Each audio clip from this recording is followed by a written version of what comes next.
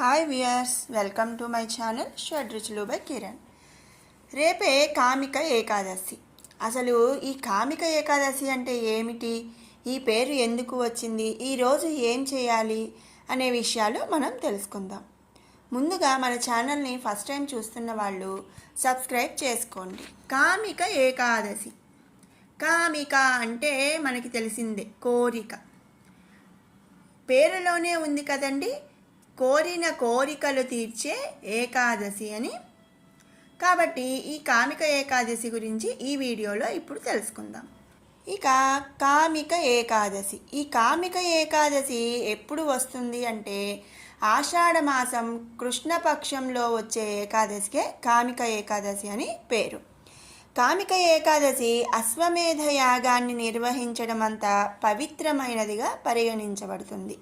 ఈ కామిక ఏకాదశి రోజున తులసి ఆకులతో విష్ణువును పూజిస్తే పితృదోషం నుండి విముక్తి లభిస్తుంది. కామిక ఏకాదశి ముక్తిని పొందేందుకు కూడా సహాయపడుతుంది. అలాగే ఈ కామిక ఏకాదశి భక్తుల కోరికలను తీరుస్తుంది అని ఒక నమ్మకం. చాతుర్మాస సమయంలో కామిక ఏకాదశిని జరుపుకుంటారు. ప్రపంచవ్యాప్తంగా విష్ణు భక్తులు ఉపవాస దీక్షలు చేస్తారు. ఈ ఉపవాసం అత్యంత శక్తివంతమైన ఉపవాసంగా కూడా పరిగణించబడుతుంది. మరియు ప్రతి నెల వచ్చే ఏకాదశి ఉపవాసం పాటించే వాళ్ళు తెలిసి కానీ తెలియక కానీ ఏమైనా తప్పులు చేసుంటే అలాంటి అన్ని రకాల పాపాలను కూడా ఈ ఒక్క కామిక ఏకాదశి రోజు ఉపవాసంతో వదిలించుకుంటారు. భక్తులు అన్ని రకాల చెడు కర్మల నుండి విముక్తి పొందవచ్చు. కాబట్టి ఈ ఉపవాసం అత్యంత పవిత్రమైనదిగా కూడా పరిగణించబడతారు. ఈ కామిక ఏకాదశి వైభవానికి ఒక పురాణ కథ కూడా ఉంది. ఆ కథ ఇప్పుడు తెలుసుకుందాం. ఒక ఆసక్తికరమైన కథ కామిక ఏకాదశి వైభవాన్ని వర్ణిస్తుంది. పూర్వకాలంలో ఒక ఊరిలో ఒక భూస్వామి ఉండేవాడు. ఒకసారి ఈ జమీందారు ఒక బ్రాహ్మణుడితో పోరాడి కోపంతో అనుకోకుండా అతన్ని చంపేశాడు. బ్రాహ్మణుని దహన సంస్కారాలలో భాగం వహించడం ద్వారా భూస్వామి పశ్చాత్తాపపడాలనుకున్నాడు. కానీ గ్రామస్తులు అనుమతి నిరాకరించారు. అందుకే బ్రాహ్మణుడి హత్యతో శాపం పొందాడు. అప్పుడు భూస్వామి పాపం పోగొట్టుకోగలిగిన ఒక సాధువును సంప్రదించాడు. కామిక ఏకాదశి రోజున ఉపవాసం ఉండి విష్ణువును పూజించమని సాధువు అతనికి సలహా ఇచ్చాడు. భూస్వామి సాధువులు చెప్పిన విధంగానే ఉపవాసం ఉండేవాడు. ఆ రాత్రి భూస్వామి స్వామివారి విగ్రహం పక్కనే నిద్రిస్తున్నాడు. విష్ణువు అతని కలలో కనిపించి అతని పాపాలన్నిటినీ కూడా పోగొట్టాడు.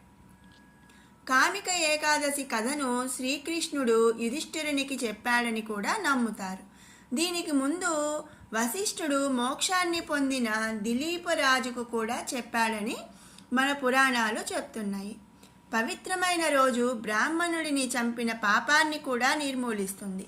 అయితే ఈ ఏకాదశిని విన్నంత మాత్రాన బ్రాహ్మణుడిని లేదా ఇతర అమాయక ప్రజలను చంపి శిక్షించకుండా ఉండవచ్చని ఎవరైనా అనుకోకూడదు.